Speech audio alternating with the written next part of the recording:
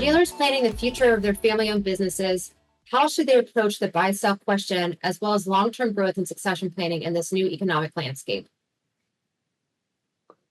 Yeah, that's a really personal question, depending on location, size of the dealership, the brands that you're representing. So there's a lot there. The one thing that I would say again is that expect that this is a smaller market, right? And understand your brand's place in that market. Probably stronger or more solid price and margin environment in that lower volume.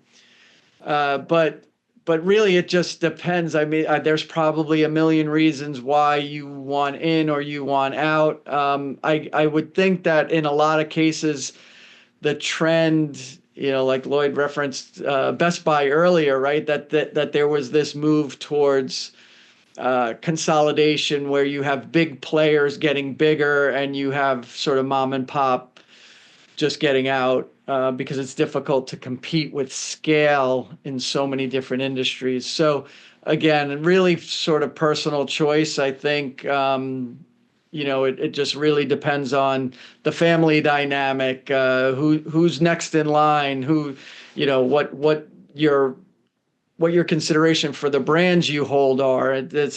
But like I said, I think that the thing is to expect that this is not a market that is going to be perpetually expanding its unit volume. I think as a mature U.S. market, we can expect that organically and healthy volume for us is in that 15 to 16 million unit range. And the expectation that it goes much higher than that is probably not only not realistic, it's probably not healthy either. It's not really good sales and good profitability if the market were to turn to that. So things to consider, but I really have that's going to be a very personal choice. We work on the personal level with the families, and they have, since 2008, 9, 10, 11, they have come to the table. And those that are committed to the craft, committed to their business, are alert. They're aware of what's going on. They're in touch with their industry. They're in touch with their community, in touch with their manufacturers. Those that are not have been weeded out, or they're going to go during this cycle. And I think these family-owned businesses need to just continue to focus on they are professionals. They're prepared for this, and they do have questions how they're going to react, and they can find adequate answers.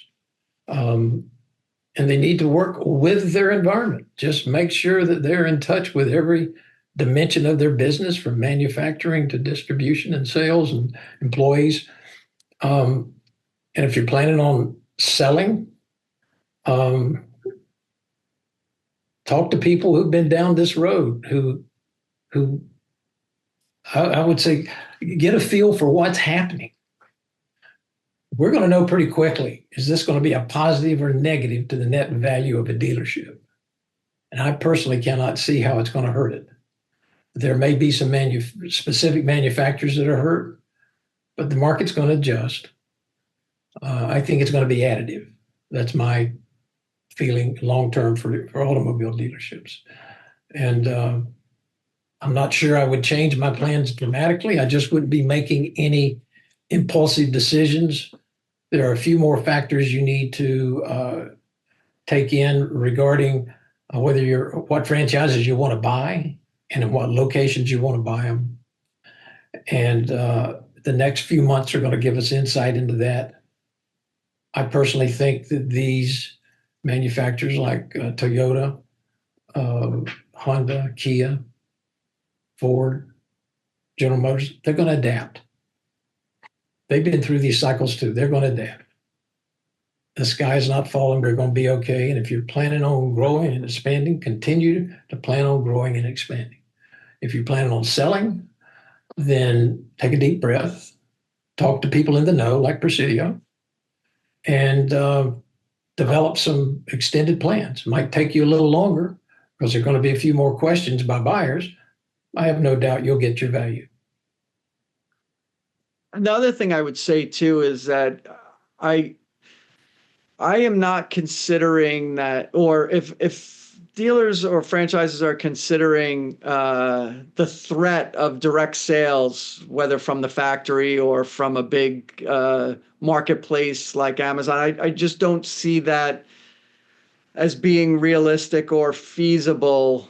I think the franchise base is experienced and established, and I think even if a manufacturer were to try and recreate or to go direct to the consumer, they would wind up recreating the franchise base that already exists, right? And then you have not only that new vehicle distribution expertise, but you also have after sales expertise, whether it's in F&I or whether it's in fixed ops, parts and service, or used cars, right? So I wouldn't, obviously I would never tell anybody what they should be doing, but if your concern is the agency or the direct sales model, I don't think it works. And I don't think it certainly doesn't work at scale. And I think that while people will point to a model like Tesla and say, well, they do it very poorly, right? And they do it very unprofitably.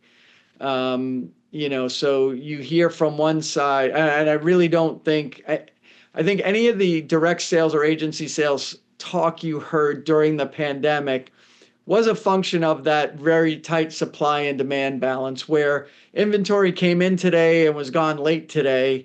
And then you had manufacturers look over and go, well, boy, we could do that, right? Anybody could do that, and they can't.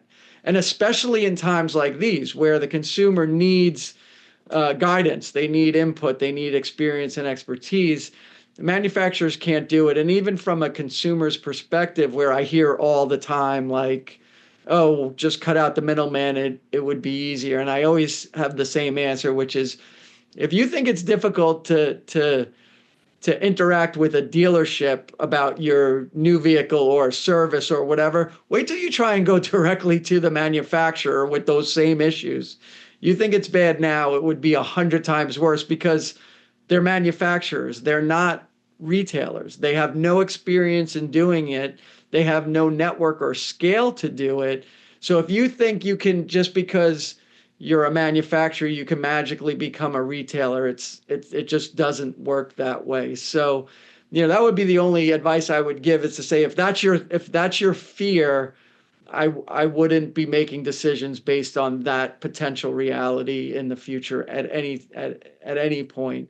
I think quite the opposite is true, that manufacturers need to lean even harder on their franchise base to distribute more expensive vehicles, right? To help understand what this means in terms of tariffs for them. So I think the manufacturers need dealers now more than ever. I agree. I believe that the United States automobile dealer is a unique entrepreneur who has done so much for so long with so little. He can do the impossible with nothing. And he reinvents himself every day. And that's something manufacturers do not do well. They are process oriented. They do not change on a dime. And the retail marketplace, you got to be dynamic. You got to be brave. And I think the automobile dealer is in a very secure position. All right, last question.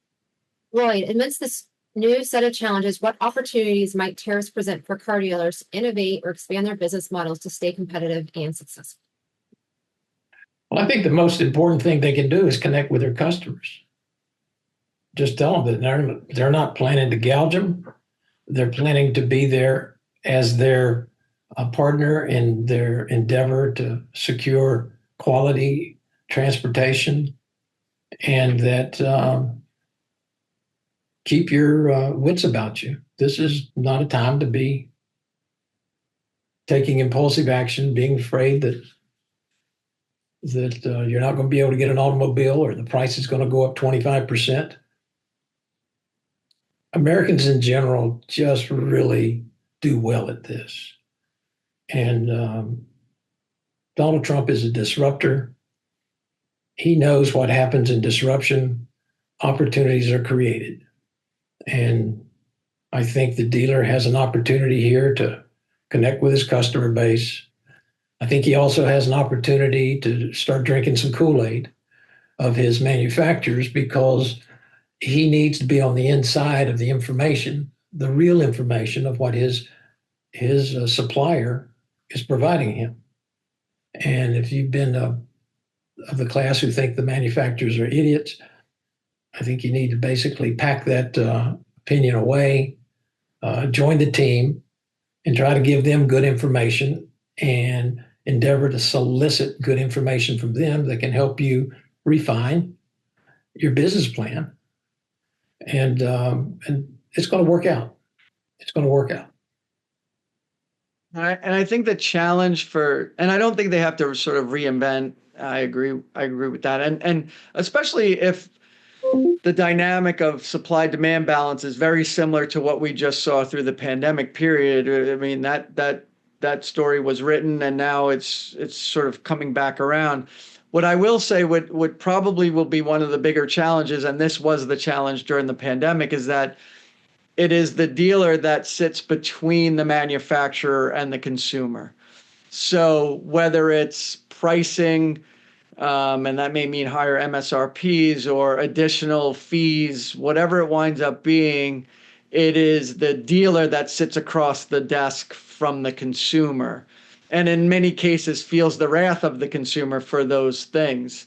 But ultimately, as a translator between the two, the opportunity is obviously great, right? So I think that's coming back around as well, where, you know, why don't you have these vehicles? Why is supply so tight? It's not the dealer's fault. You know, they'll sell anything, a bag of sand, if they can make money on it, right? It's just a matter of, this is what we have from the factory. These are the products they're producing. This is what they're sending us. This is what the pricing dynamics look like. And you know, we're on your side, but we're in between both the manufacturer and the consumer. And that can get a little bit sticky, as, you know, there isn't inventory as far as the eye can see anymore, or there isn't this sort of haggle ability where you can get 2,500 off MSRP just by walking in the door anymore, or there's no lease deals. And again, this is a lot coming from the manufacturer or the macro dynamics, but it's the dealer that is sitting across from the consumer. So that's probably something to be prepared for, and to collaborate and think on for when you do have to have those conversations with the consumer.